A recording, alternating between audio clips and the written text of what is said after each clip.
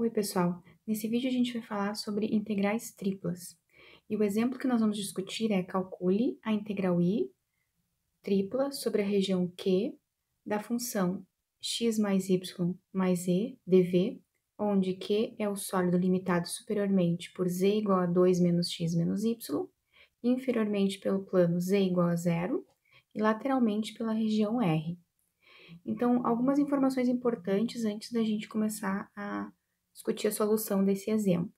Essa região Q aqui é a região de integração e ela é um sólido que está no R3. Então, a descrição dessa região de integração a gente costuma fazer em duas partes.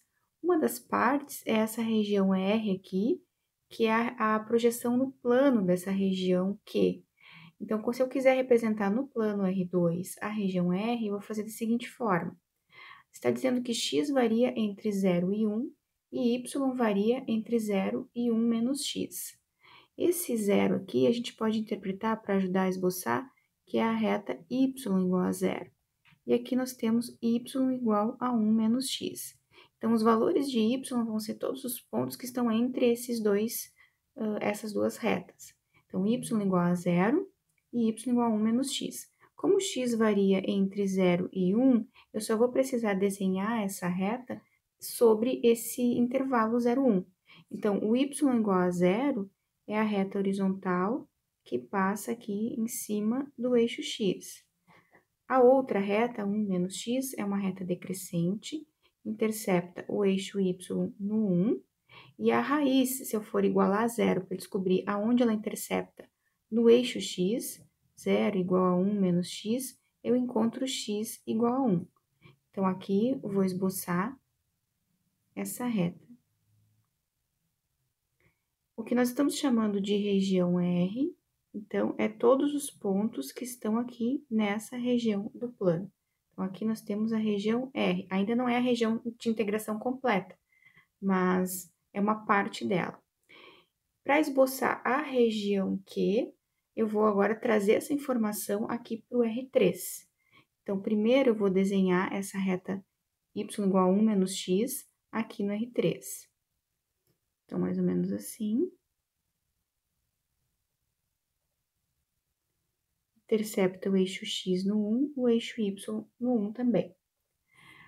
As outras informações que foram dadas no enunciado é que a região Q ela é limitada superiormente por z igual a 2 menos x menos y.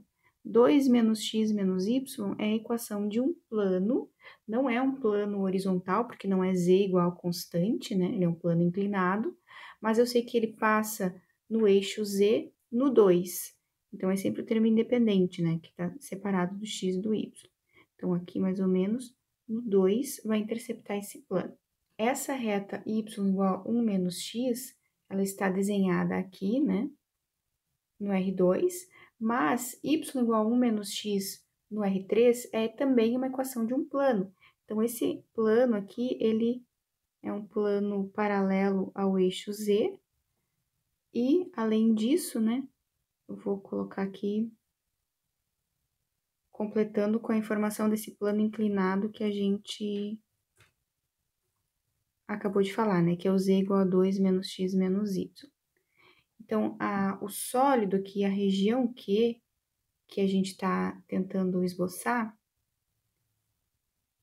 é essa região que fica acima do plano z igual a zero, abaixo desse plano inclinado aqui, z igual a 2 menos x menos y, e lateralmente aqui é por esse plano y igual a 1 menos x aqui na frente. Então, vou tentar indicar essa parte aqui da frente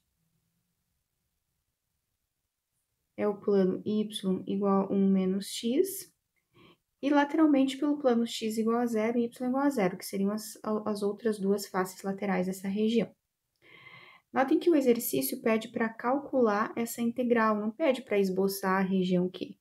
Porém, às vezes o esboço ele ajuda a gente a descrever a região Q de uma forma mais clara. Nem sempre vem pronto essa região R, como está feito aqui nesse enunciado. Então, a região Q completa, ela é descrita da seguinte forma. x varia entre 0 e 1, y varia entre 0 e 1 menos x, e z varia entre 0, porque está limitada inferiormente pelo plano z igual a 0, e superiormente pelo plano 2 menos x menos y. Quando eu escrevo a integral, esse dv que aparece aqui, ele é o dx, dy, dz em alguma ordem conveniente, de acordo com essa região Q que eu acabei de descrever aqui.